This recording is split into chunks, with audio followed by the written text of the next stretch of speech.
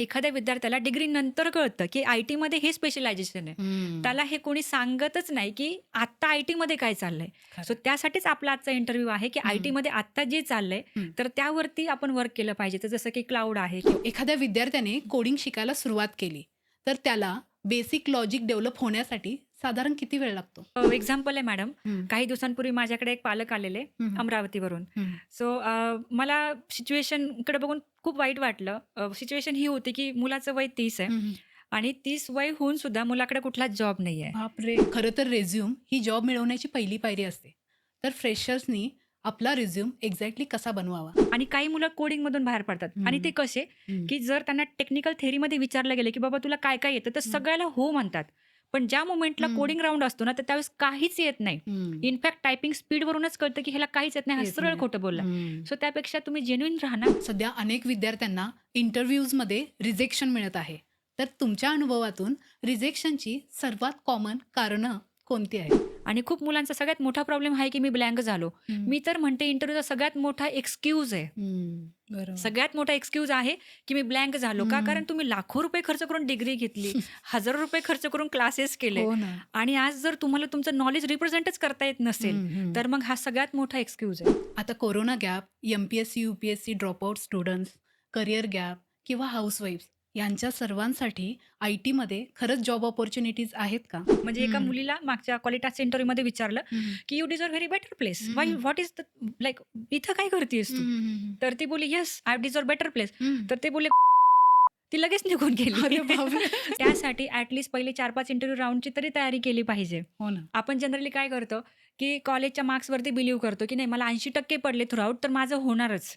मग यामुळे आपण काय करतो, फक्त सब्जेक्ट क्लिअर करण्यावरती फोकस करतो. हो. आपण बघतच नाही, की इंडस्ट्रीमध्ये काय लेव्हलचं काम चाललंय.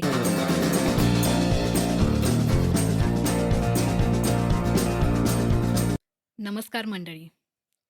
आजचा पॉडकास्ट सुरू करण्यापूर्वी मला तुम्हा सर्वांना एक प्रश्न विचारायचा आहे. असे किती विद्यार्थी आहेत जे डिग्री पूर्ण करूनही आपल्या करिअरबद्दल कन्फ्यूज आहेत? असे किती पालक आहेत ज्यांना आपल्या मुलाचं भविष्य सुरक्षित व्हावं असं वाटतं, पण योग्य दिशाच मिळत नाही? आणि अशा किती हाऊसवाईफ्स आहेत ज्यांना पुन्हा आपल्या स्वतःची ओळख निर्माण करायची असते, स्वतःच्या पायावरती उभं राहायचं असतं, पण सुरुवात कुठून करावी हेच कळत नाही. कधी कोरोनामुळे गॅप झाला, तर कधी परिस्थितीमुळे करिअर थांबवावं लागलं. पण एक गोष्ट मात्र नक्की आहे, जर योग्य वेळेत योग्य गायडन्स मिळाला, तर आयुष्याच्या कोणत्याही टप्प्यावर तुम्ही तुमचे करिअर पुन्हा सुरू करू शकता. आणि आजचा हा पॉडकास्ट ह्याच उद्देशाने बनवला आहे. आज आपण बोलणार आहोत आय-टी सेक्टरबद्दल. आय-टी कंपनीजमध्ये खरंच जॉब ऑपॉर्च्युनिटीज आहेत का?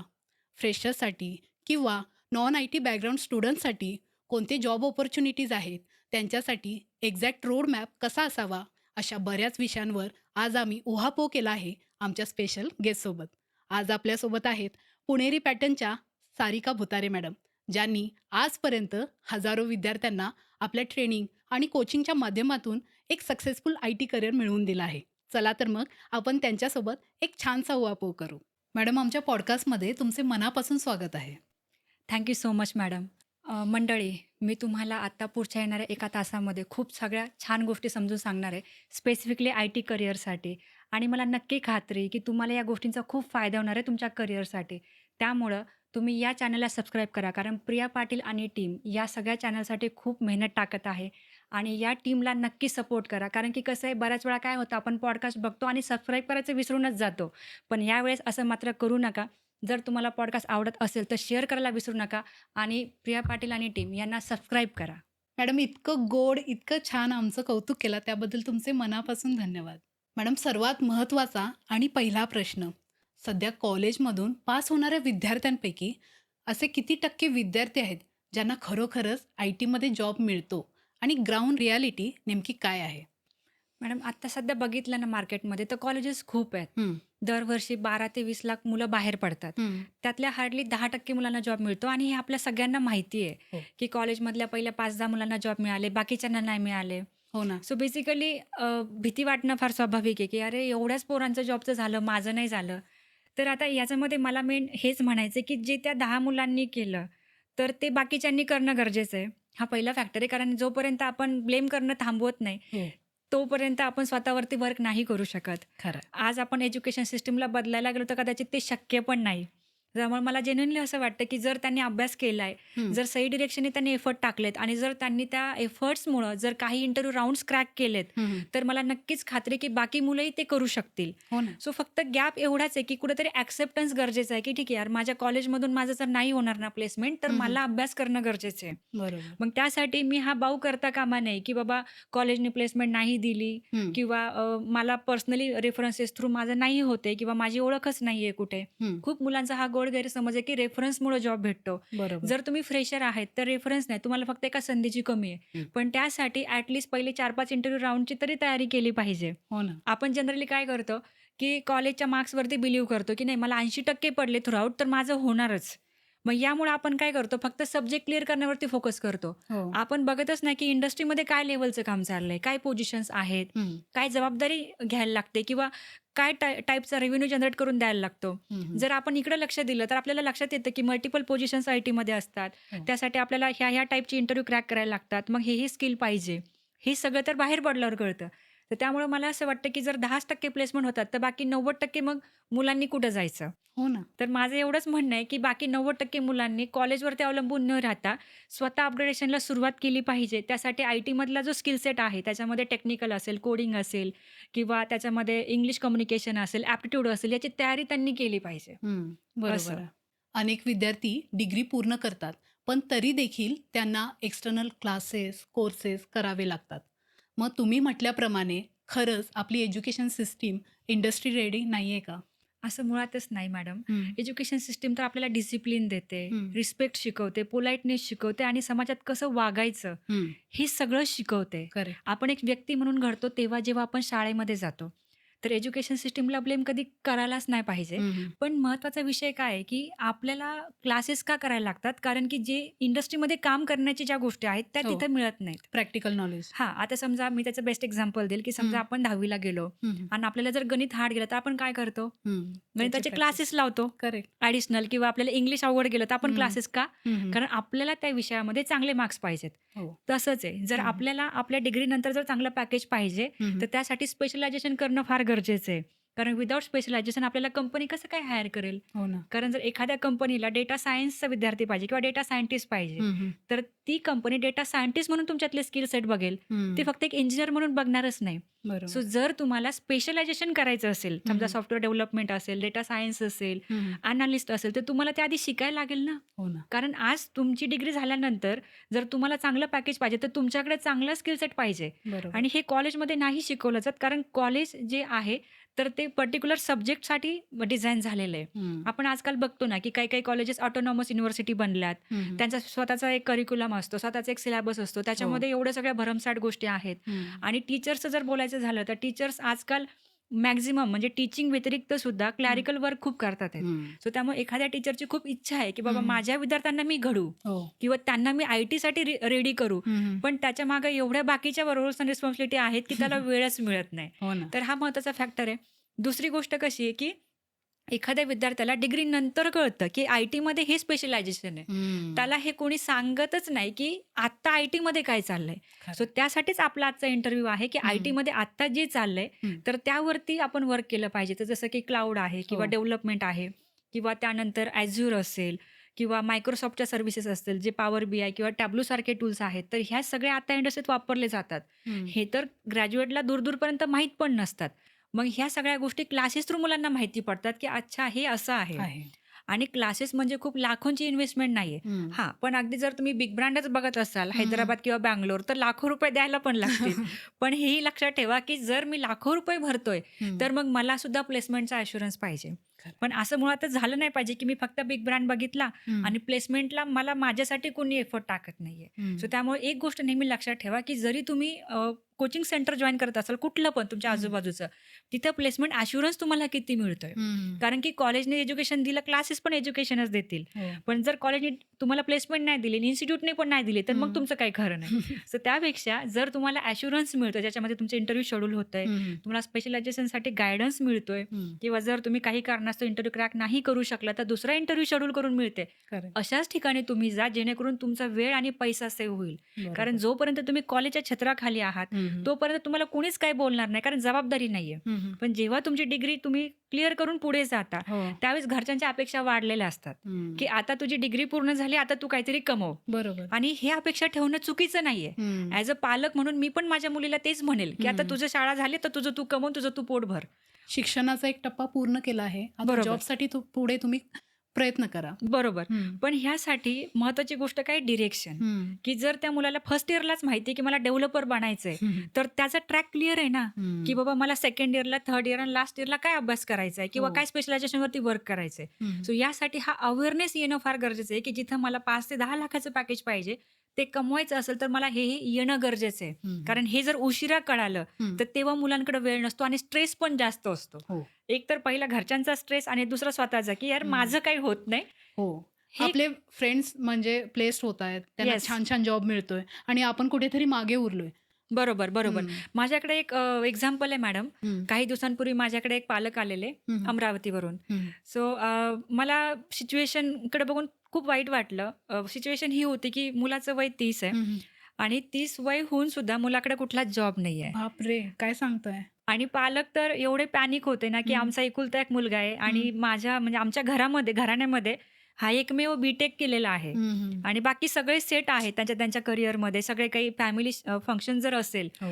तर आमच्या मुलाकडे, आणि आता तो एवढा ह्याच्यामध्ये गेलाय की नाही का, आता तो काही बोलतच नाही. हम्म. त्याला आता असं वाटायला लागलं की माझं काहीच होत नाही. हम्म. सो मी त्याच्याशी जेव्हा फेस टू फेस बोलले तर मी एकच विश्वास दिला की सगळं काही पॉसिबल आहे.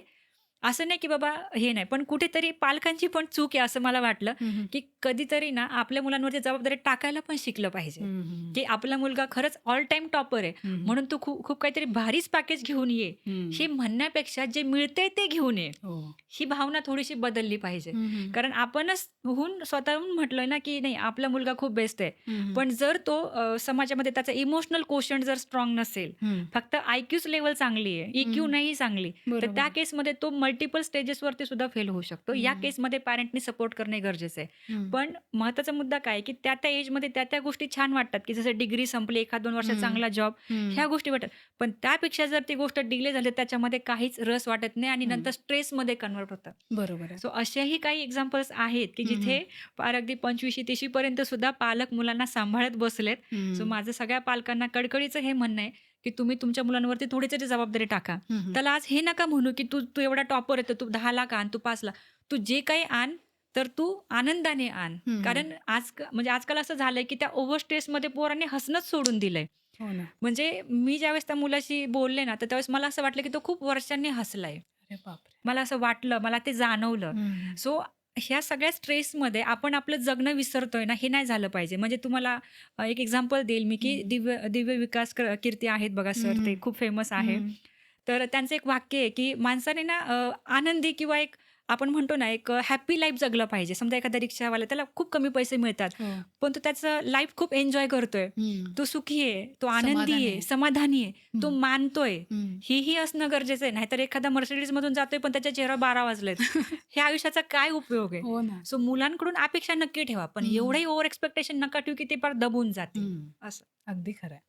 आता पुढचा मुद्दा आपण विद्यार्थ्यांच्या दृष्टिकोनातून पाहूया, तो म्हणजे सॅलरीचा. आता सध्या आपण सोशल मीडियावरती बऱ्याचशा विद्यार्थ्यांना 50 लाख ते 1 कोटीपर्यंतचे पॅकेज मिळालेले आपण पाहतो आणि एका बाजूला बेरोजगारी देखील आपल्याला पाहायला मिळते. तर हा इतका मोठा डिफरन्स का आहे बरं? आपण पहिलं तर हे बघूयात मॅडम की ज्यांना 50 लाख ते 1 करोड पॅकेज मिळतं ते मुलं करतात काय.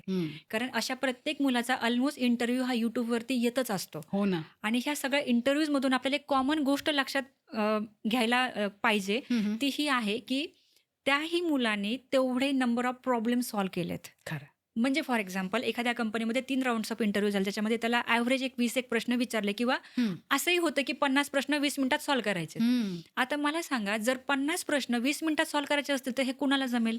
बरोबर आहे. ज्याची तेवढं पोटेन्शियल आहे. एक्झॅक्टली, त्या ज्याची विद्यार्थ्याला प्रॅक्टिस जमेल. जास्त आहे त्यालाच जमेल. खरं. ज्याने कधी प्रॅक्टिसच केली नाहीये त्याला कसं काय जमेल?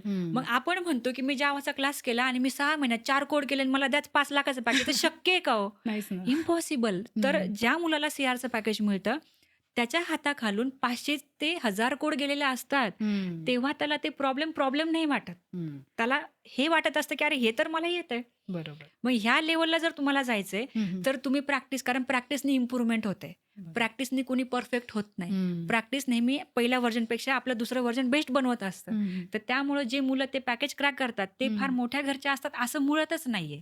आणि कुठल्या आयटी जॉबला मॅक्झिमम ठिकाणी डिग्री लागत पण नाही. आपण ते पण स्टोरीज खूप बघतो, की आता लेटेस्टमध्ये मी सकाळीच एक न्यूज वाचली, की Googleमध्ये एका मुलीला 1.6 सीआरचं पॅकेज मिळालं. तिच्याकडे IIT, IIMची डिग्री पण नाही, तरी पण मिळालं. हो. मग कशामुळे मिळालं? कारण तिला ते सगळे टास्क सॉल्व्ह झाले जे त्या कंपनीने तिला दिले होते. हो. सो त्यामुळे जर आपण आपली प्रॅक्टिस जर वाढवतो, समजा तुम्हाला बेसिक उप्स कन्सेप्ट शिकवले, ज्याच्यामध्ये 4 बेसिक कन्सेप्ट आहे. 4 कन्सेप्ट जर 40-40 कोड जर प्रॅक्टिस केले, तर मला सांगा ह्याचा आन्सर येणार नाही असं होईल का? ऑब्व्हियसली येणारच ना. सो त्यासाठी प्रॅक्टिस महत्वाची आहे. आपण काय करतो, आपण कन्सेप्ट अंडरस्टँड करतो आणि कन्सेप्ट रिकॉल करतो. पण तोच कन्सेप्ट विथ द एक्झाम्पल सांगायला आपण घाबरतो. सो हे जर भीती घालवायची असेल ना, तर बेसिक कन्सेप्टची प्रॅक्टिस करणं गरजेचं आहे. त्यासाठी प्रॅक्टिस कोड केले पाहिजेत. ऑनलाईन बरोबर. भरपूर असं स्टफ आहेत, की जे तुम्ही टायमर लावून क्वेश्चन सॉल्व्ह करू शकता. आणि आयटीमध्ये तेच तर आहे ना, हो. की ॲप्टिट्यूडमध्ये कमी टाईममध्ये आता आमचा एक मुलगा आहे, जो WNSमध्ये प्लेस झाला अच्छा. 2.8 पॅकेजवरती. ठीक आहे. सो त्याच्या टेस्टमध्ये होतं, की 50 क्वेश्चन्स होते आणि 20 आलेच पाहिजे. तर त्याला 30 मार्क्स पडले. अरे वा. मग हे कसं काय शक्य झालं?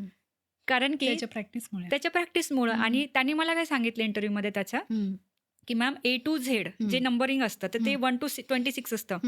मग ह्याच नंबरिंगचं 5 क्वेश्चन होते, जे मला खूप आधीच माहिती होतं, की ह्याला म्हणजे समजा A फॉर ॲपलला 1 आहे, हो. Bला 2 आहे, तर त्याचं ॲडिशन करायचं आणि त्याचं सोल्युशन काढायचं. म्हणजे एकच कन्सेप्ट मी प्रॉपर केली तरी माझं क्रॅक झालं. किती छान. सो आणि बाकी सगळे पझल्स होते.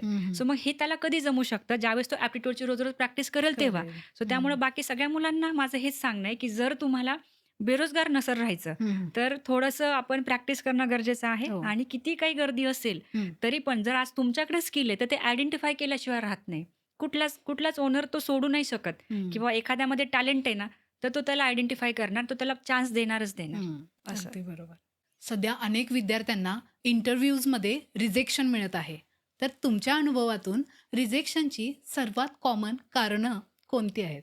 याच्यामध्ये इंग्लिश कम्युनिकेशन खूप मॅटर करतं. कारण की इंटरव्ह्यूचा चान्स मिळतोय, म्हणजे रेझ्युमे ओके, ठीक आहे. बरोबर. पहिला राऊंड असतो HR राऊंड किंवा कम्युनिकेशन राऊंड आपण म्हणू शकतो. जर आपल्याला आपला इंट्रो किंवा आपलं जे काही अपकमिंग करिअर गोल्स आहेत, हे जर प्रॉपरली एक्सप्लेन नाही करता आले, किंवा ज्या पर्पजसाठी इंटरव्ह्यू आहे, समजा JD काय आहे, रोल काय आहे, जर आपल्याला हेच माहीत नसेल, तर यामुळे खूप मुलं रिजेक्ट होतात. कारण ते प्रिपेअर्डच नाही असतात. मॅक्झिमम वेळा कसं असतं, की आज माझा डेटा अनालिस्टसाठी इंटरव्ह्यू आहे ना, मग हे मुलं धडधड डेटा अनालिस्टचा रात्रभर अभ्यास करतात. पण त्या सगळ्या गडबडीमध्ये कंपनीची प्रोफाईल काय आहे, काय पोझिशनसाठी हायरिंग फर्स्ट आहे, राऊंड कोणता आहे? म्हणजे हे सगळं बघणं राहूनच जातं. सो त्यामुळं अनएक्सपेक्टेडली जे क्वेश्चन विचारले जातात, तर ते हँडल करता येत नाही. सो हा सगळ्यात मोठा ड्रॉबॅक आहे. म्हणजे 80% मुलं इंग्लिश कम्युनिकेशनमुळे बाहेर पडतात. आता हे कसं ओव्हरकम केलं पाहिजे, की डेली कम्युनिकेशन, म्हणजे आपण इंग्लिश बोलू शकत नाही का? कारण आपण रोज नाही बोलत. ती आपली मातृभाषा नाहीये असं म्हटलं जातं. पण मला असं वाटतं पोटापाण्यासाठी यायलाच पाहिजे. बरोबर. म्हणजे कसं असतं ना, ज्यावेळेस मला माहिती की उद्या माझा इंटरव्ह्यू आहे आणि मला 3-4 लाखचं पॅकेज मिळणार आहे, तर आज तरी मी अभ्यास केला पाहिजे. म्हणजे एक्झामच्या आदल्या दिवशी तरी प्रॅक्टिस केली पाहिजे. That too for the first round of interview, की HR राऊंडमध्ये इंट्रो कसा द्यायचा, किंवा करिअर गोल्स कसे एक्सप्लेन करायचे, किंवा त्यानंतर जर JD बद्दल विचारलं तर JD बद्दल कसं बोलायचं, हे तरी प्रॅक्टिस करून गेलं पाहिजे. आणि हे जर प्रॉपर प्रॅक्टिस असेल, तर मग आपण टेक्निकल कसंही करतो, कारण टेक्निकल येत असतं. पहिलं तर हे, की बाबा इथूनच जर प्रॉब्लेम झाला, तर मग इंटरव्ह्यू पुढे जाणारच नाही. पण तुम्हाला किती भरभरून टेक्निकल असेल, तरी मग पुढचं विचारणारच नाही. फर्स्ट राऊंड क्लिअर केल्याशिवाय सेकंड राऊंडला तुम्हाला होतच नाही. हा एक झाला. दुसरं काय झालं, की काही मुलं विनाकारणच खूप गुणी बाळ आहेत. म्हणजे एका मुलीला मागच्या क्वालिटासच्या इंटरव्ह्यूमध्ये विचारलं, की you deserve very better place, what is the like, इथं काय करतेस तू? तर ती बोलली, yes I deserve better place. तर ते बोलले, गो गेट फाइंड. ती लगेच निघून गेली. सो म्हणजे समोरचं तुम्हाला असं म्हणतोय, की ही पोझिशन तुमच्यासाठी वर्थ नाहीये, you deserve better position in some other company, आणि तुम्ही ते लगेचच ऐकताय त्याचं. सो हे चुकीचं आहे कुठेतरी. थोडंसं मॅनिप्युलेटिव्ह असलं पाहिजे, किंवा थोडंसं जजमेंटल तरी असलं पाहिजे. बरोबर. तर हा एक फॅक्टर आहे. अजून एक असं पण आहे, की हं. अजून एक इन्सिडन्स हा घडलेला, हं. की एका मुलीला त्याच कंपनीमध्ये हे विचारलं गेलेलं, की हं, "कॅन यू हं. Tell me about yourself?" तो हं. व्हॉट शी सेड, की हं, हं. "डोंट यू नो, की पुणेरी पाटणच्या प्लेसमेंट टीमने नाही सांगितलं, की मी कोण आहे?" अरे बापरे! म्हणजे हे मी जे आता माझा एक वर्ड जाईल जेन झीज, तर त्याचं हे रिझन आहे, की हे अनुभव आम्ही घेतोय. म्हणजे हो. याच्यावर आम्हाला काय भाषेत बोलायचं हे तुम्ही इमॅजिन करूच शकता. हो ना. ह्या लेव्हलला इंटरव्ह्यू चाललेत आता. बरोबर आहे. सो मग मला हेच म्हणायचं की आपण जर रिजेक्ट होतोय, तर त्याची हं. अशीही रिझन्स आहेत, हं. की हे पर्सन टू पर्सन डिफर करतं, की बाबा हं. कोण काय लेव्हलला जाऊन हे करतंय. बरोबर. सो माझं सगळ्यांना हेच म्हणणं आहे, की जर तुम्हाला सक्सेसफुली पहिला राउंड क्रॅक करून पुढे जायचं असेल, हं. तर तयारी केल्याशिवाय जाऊ नका. हं. कारण विदाऊट तयारी आपण जातो, काहीतरी बोलून येतो आणि आपण असं म्हणतो, की मला कोणी घेत नाही. हे चुकीचं आहे. बरोबर. पहिलं तुम्ही प्रॅक्टिस करा हं.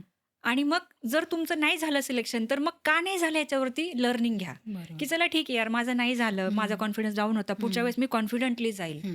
याच्याकडून फीडबॅक घ्या, की हं. माझ्यामध्ये मी असं काय इम्प्रूव्ह करू, हं. की नेक्स्ट टाईम मी चांगलं परफॉर्म करेल, मला कुणीतरी जॉब देईल. हो. कारण तुम्ही नेहमी पोलाईट पाहिजे ना, जर खरं आहे. तुम्हाला हवंय तर तुम्ही हं. पोलाईट पाहिजे. बरोबर आहे. बरं, कधी-कधी असं पण होतं, की जीडीमध्ये मुलं बाहेर येतात. हं. म्हणजे ग्रुप डिस्कशन हं, हं. राउंडमध्ये, की हो. जिथे तुम्हाला तुमचं ओपिनियन पुट करायचं. हं, हं.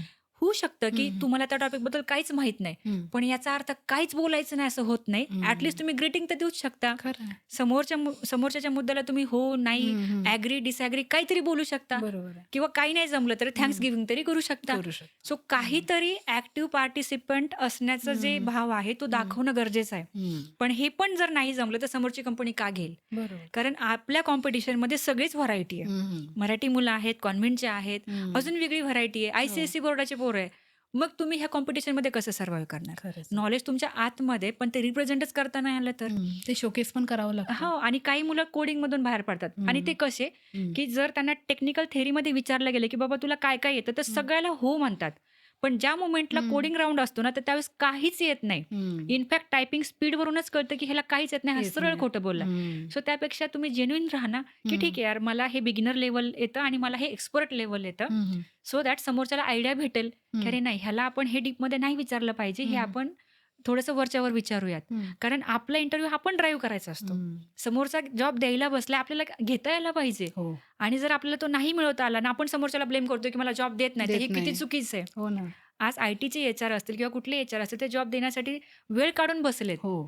तुम्हाला त्यांना विन करता येत नाहीये, हं. कारण तुम्ही ते डीलच नाही केलं कधी. आणि खूप मुलांचा सगळ्यात मोठा प्रॉब्लेम आहे, की मी ब्लँक झालो. हं. मी तर म्हणते इंटरव्ह्यूचा सगळ्यात मोठा एक्सक्यूज आहे. हं. बरोबर. सगळ्यात मोठा एक्सक्यूज आहे, की मी ब्लँक झालो. का? हं. कारण तुम्ही लाखो रुपये खर्च करून डिग्री घेतली, हजारो रुपये खर्च करून क्लासेस केले हो ना. आणि आज जर तुम्हाला तुमचं नॉलेज रिप्रेझेंटच करता येत नसेल, हं, हं. तर मग हा सगळ्यात मोठा एक्सक्यूज आहे. ब्लँक का असं. होतात बरं? नॉलेज नाहीये म्हणून की खरंच घाबरले म्हणून? त्यांचं रिझनच हे, की आम्हाला माहीतच नाही आम्ही ब्लँक का झालो. आम्ही कसे झालो आम्हाला काहीच कळत नाही. अरे सो देवा! मला मला काहीच कळत नाही. पण मला तर असं वाटतं, की हा खरंच एक्सक्यूज आहे हं. आणि असं नाही, कारण कुठेतरी जबाबदारी घेतली पाहिजे मॅम. हो ना. जसं की आज समजा मी ठरवलं, की नाही मला घरच्यांकडून ₹1 घ्यायचा नाहीये. मी माझ्या जीवावर माझं सर्व्हायव्हल करणार. हं. तर मी असं कारण देऊच शकत नाही. हो. आपण म्हणतो ना, की जो जबाबदारी घेतो त्याला कारणांसाठी जागा नसते. जागा नसते. सो त्यामुळे तुम्ही ठरवा ना, की तुम्ही जर जबाबदारी घेताय 5,000-10,000 हं. रुपयाची स्वतःची, फक्त स्वतःची, हं. आई-वडिलांची राहू द्या. हो. तरी पण तुम्ही हे एक्सक्यूज देणारच नाही. उलट तुम्ही नाही मला मिळवायचंय. सर काही करा मला हा जॉब द्या. आपण म्हणणार ना, हो. कारण डिग्री आणि स्किलच्या पुढे जाऊन नीड हं. गरजेची आहे. हं. मला गरज किती आहे ह्या जॉबची, याच्याने सगळं काही ड्राईव्ह होतं. कारण जर नीड मोठी असेल ना, तर कुठलीही कंपनी जॉब देतेच. पण ती नीड पण एक्सप्लेन करता आली पाहिजे किंवा सांगता आली पाहिजे. असं. समोरच्या व्यक्तीसमोर मांडता आली पाहिजे. एक्झॅक्टली. हं. मांडता येणं गरजेचं आहे, हं. कारण की आज जर माझ्यावर जबाबदारी आहे, हं. माझ्या फॅमिलीची आहे, कुटुंबाची आहे, तर मला हे सांगता यायला पाहिजे, पटवून देता आलं. सर हो. काही झालं तर मी 2 वर्ष कुठेही जाणार नाहीये. हं, हं. मी इथे काम करणार आहे, मन लावून करणार आहे. मला जर काही नाही आलं तर मी अपग्रेड करणार आहे स्वतःला. हं, हं. समोरचा जॉब का नाही देणार? हो ना. पण हे सांगणं गरजेचं आहे. हं. आत्ताच तुम्ही एक टर्म म्हटला जेन झी. तर त्यांच्यामध्ये तुम्हाला कोणते पॉझिटिव्ह आणि निगेटिव्ह ट्रेट्स दिसतात? पहिलं तर मी निगेटिव्हवरती येईल. हं. निगेटिव्ह हे आहे, की नॉलेज भरभरून येतंय, कारण हं. मोबाईल ॲक्सेसिबल आहेत, हो. इंटरनेट आहे, अनलिमिटेड आहे हं. आणि ते तितक्या स्पीडने जातंय पण. हं. म्हणजे मल्टिपल रिसोर्स अवेलेबल आहेत. एक्झॅक्टली. म्हणजे हं. नॉलेज घेण्याचे 100 वेज आहेत, की आज हं. काही नाही कळालं तर 5 मिनिटात आन्सर मिळतंय. करेक्ट. पण ते रिकॉल नाही होत, हं. की जर इंटरव्ह्यूमध्ये विचारलंय तर ते आठवत नाहीये. का? हं. कारण मल्टिपल रिसोर्सेस थ्रू खूप स्पीडने ती इन्फॉर्मेशन माझ्यापर्यंत आली. हा पहिला हम्म. फॅक्टर आहे. दुसरा हा आहे की त्यांना खूप एंगेजिंग ठेवावं लागतं तेव्हा आउटपुट मिळतंय. हम्म. म्हणजे खूप जास्त की हम्म. थोडं जरी आपण बोललो ना, "यार तुझं काही होऊ शकत नाही" किंवा "तू काय आहे?" हम्म. लगेच डिप्रेशनमध्ये जाणार. त्याला एक वेगळीच व्याख्या दिली आहे डिप्रेशन एंड ऑल दॅट. बरोबर. आपल्या काळात असं नव्हतं मॅडम. हम्म. अजिबात असं नव्हतं कारण जबाबदारी होती हम्म. गोष्टींची. तर ही गोष्ट आहे आणि प्लसबद्दल बोलायचं जर झालं हम्म. तर इझी गोईंग आहेत. हम्म. म्हणजे कुठल्या एन्व्हायर्नमेंटमध्ये मॅच होऊन जातील हम्म. किंवा जर प्रेमाने बोललं तर खूप चांगलंही काम करतील. हम्म. काही मुलं खरंच कौतुकास्पद म्हणजे काही प्रोजेक्ट रिप्रेझेंटेशन आमच्या इथं काही मुलं देतात ना हम्म. फंटॅस्टिक. म्हणजे हम्म. वन्स अपॉन अ टाईम आमच्या ऑर्गनायझेशनमध्ये आम्हाला डिसेंबर मंथचा रिझल्ट डिक्लेअर करायला वेळ लागला. हम्म. सो एका स्टुडंटनी म्हणजे मला तिचे ते आपण जे म्हणतो ना किती सेन्सिबल म्हणावं लागेल. हो. तर ते एका विद्यार्थिनीने जावाची स्टुडंट होती ती. तर तिने काय केलं की जर डिले होतं तर काय रिझनमुळे डिले होतो. हम्म. मग ह्यांच्याकडे सिस्टीम नाहीये प्रोजेक्ट प्रेझेंटेशनच्या रिझल्टसाठीची. हम्म. मग तिने ती एक सिस्टीम बनवली अरे वा. की बाबा प्रोजेक्ट प्रेझेंटेशन होत असताना मुलांमधले 4 फॅक्टर चेक केले जातील. इंग्लिश कम्युनिकेशन, हम्म. प्रोजेक्टचे आयडिया, हम्म. प्रेझेंटेशन आणि कोडिंग. अच्छा. ह्या 4 फॅक्टरला 3 ट्रेनर समोर बसून मार्किंग देतील आणि जर त्यांनी मार्किंग प्रॉपर दिले तर त्या मुलाला तिथल्या तिथं ऑन द स्पॉट त्याचा रिझल्ट कळेल. परफेक्ट. इतकी छान म्हणजे खूप छान. विथ द कोडिंग आणि she got placed in January only. म्हणजे बघा ना, का नाही होणार? जसं बरोबर. आपण म्हणतो ना नेहमी की हो. मुलं क्रिएटिव्ह नाहीयेत. हम्म. असं नाहीये. काही आहेत. मुलं खूप चांगले आहेत. हम्म. दे आर व्हेरी बेस्ट आणि त्यांना पूर्ण व्हॅल्यू आहे की नाही यार माझ्या आई-वडिलांनी खूप खर्च केला एज्युकेशनला. हम्म. आता मी जर पुण्यात आले ना तर मला जॉब करायचा आहे करायचं आणि मला काहीतरी बनूनच रिटर्न जायचंय. तर असे काही मुलं आहेत ते फार सेन्सिबल आहेत. ते खूप छान आयडियाज घेऊन येतात आणि खूप व्यवस्थितपणे आपण जे म्हणतो डिप्लोमॅटिकली ते रिप्रेझेंट करतात आहेत. सो असे पण काही झेड जनरेशन आहे. आता जर एखाद्या विद्यार्थ्याला ग्रॅज्युएशन नंतर IT मध्ये जॉब मिळवायचा असेल तर त्याने कॉलेजमध्ये असतानाच कोणत्या वर्षापासून आणि नेमकी कशा प्रकारे तयारी करायला हवी हे आम्हाला सांगा. नक्कीच मॅडम. ॲटलीस्ट फर्स्ट इयरला असताना लॅपटॉप एखादा घेतलाच पाहिजे. i5 प्रोसेसर किंवा i5च्या वरती थोडासा, जेणेकरून सॉफ्टवेअर सगळे चालतील. ॲटलीस्ट ना बेसिक जावा किंवा पायथन लँग्वेज तरी शिकायला सुरुवात केली पाहिजे. कारण ही गोष्ट जर नंतर कळाली ना तर नंतर सगळं शिकायला 6-8 महिन्याचा वेळ जातो. हो ना. त्यापेक्षा फर्स्ट इयरला कळालं की नाही बाबा जावा छान आहे, मला इंटरेस्टिंग वाटते. कमीत कमी ना फर्स्ट इयरमध्ये इंटरेस्ट तरी कळेल की मला काय बेस्ट वाटतंय. बरोबर. कशामध्ये एक्झॅक्टली इंटरेस्ट आहे. ॲटलीस्ट ते कळेल. कारण काय होतं ना काही मुलांना स्वतःचा इंटरेस्टच माहित नसतो की त्यांना काय करायचंय किंवा कुठं जायचंय. हो ना. सो हे करणं गरजेचं आहे कारण फर्स्ट इयरला खूप मल्टिपल सब्जेक्ट असतात. जास्त लोड आपण देऊ शकत नाही. सेकंड इयरला आल्यानंतर ॲटलीस्ट मिनी प्रोजेक्ट स्वतः बनवले पाहिजेत की ठीक आहे यार मला जावा थोडीशी येते ना, मी कॅल्क्युलेटर बनवतो, मी एखादा लायब्ररी मॅनेजमेंटचा प्रोजेक्ट बनवतो. जेणेकरून काय होईल की जे काही ते शिकलेत ना त्याचं इम्प्लिमेंटेशन होईल. करता येतं. ह्या गोष्टी गरजेच्या आहेत. थोडंफार नंतर डेटाबेसवरती वर्क केलं पाहिजे कारण डेटाबेसचे खूप छान ओपनिंग असतात. मग जो प्रोजेक्ट त्यांनी छोटासा बनवलाय जो की लोकल सर्व्हरवरती त्यांनी डिप्लॉय केलाय तर तोच क्लाउडवरती टाकू शकतात ते. एखादा CI/CD पाईपलाईन असेल किंवा एखादा इन्स्टन्स क्रिएट करतील फ्रीवाला. AWSचं क्लाउड ते फ्रीवाला शिकले. असं काहीतरी ते सेकंड इयरला करू शकतात. म्हणजे एक्सपेरिमेंट आपण ज्याला म्हणतो. त्यांनी ते केलं पाहिजे. थर्ड इयरमध्ये आल्यानंतर ऑब्व्हियसली थर्ड इयरवाल्यांना पण प्रोजेक्ट कंपल्सरी असतो. ॲटलीस्ट हे टार्गेट ठेवलं पाहिजे की यार माझा प्रोजेक्ट मी स्वतः करतो. कारण की त्याशिवाय एंड टू एंड फ्लो कळत नाही किंवा आपल्याला तो कॉन्फिडन्स लास्ट इयरला नाही राहणार कॅम्पस प्लेसमेंट आल्यावरती. कारण लास्ट इयरला फर्स्ट सेम पासूनच कॅम्पस प्लेसमेंट येतात आणि लास्ट इयरला लास्ट सेम पण कंपल्सरी नाहीये. खूप सगळ्या कॉलेजेसमध्ये अगदी सुट्टीच आहे. सो मला असं वाटतं की लास्ट इयरच्या लास्ट सेममध्ये जर कंपनीत काम करायला जायचं असेल किंवा इंटर्नशिप करायला जायचं असेल तर थर्ड इयरमध्येच पूर्ण सगळं नॉलेज पाहिजे. म्हणजे त्याच्यामध्ये जसं की आता जावाचं एक्झाम्पल जर आपण घेतलं एका लँग्वेज ॲट अ टाइम तर कोर जावा, ॲडव्हान्स जावा, फ्रेमवर्कमध्ये स्प्रिंग हायबरनेट असे फ्रेमवर्क असतात. ते तरी माहिती पाहिजेत कारण इंडस्ट्रीत गेल्यानंतर फ्रेमवर्कवरती काम करायचं. पण जर थर्ड इयरच्या मुलाला स्प्रिंग हायबरनेट येतं असं असेल तर त्याला 10-12 लाख पॅकेज कोणी पण देईल. हो ना. बरोबर आहे. का नाही देणार? कारण त्याला ती समज तेव्हाच आहे तर तो पुढे जाऊन किती चांगलं इनपुट देईल. तर या गोष्टी महत्वाच्या आहेत. तर त्यामुळे त्या लेवलनी थोडंसं प्लॅनिंग केलं पाहिजे किंवा जर एखाद्याला खरंच चांगलंच पॅकेज पाहिजे अपकमिंग इयर्समध्ये तर थोडंसं जनरेटिव्ह AI असेल किंवा AIचे जे टूल्स आहेत तर ते अपग्रेड करण्यावरती. पण हे कधी की जेव्हा त्यांना पूर्ण बेसिक कॉन्सेप्ट क्लिअर आहे त्याच्यानंतरच. आधीच तुम्ही AIचे टूल वापरायला लागला तर ते झालं कॉपी पेस्ट. तर तसं मुळातच करू नका.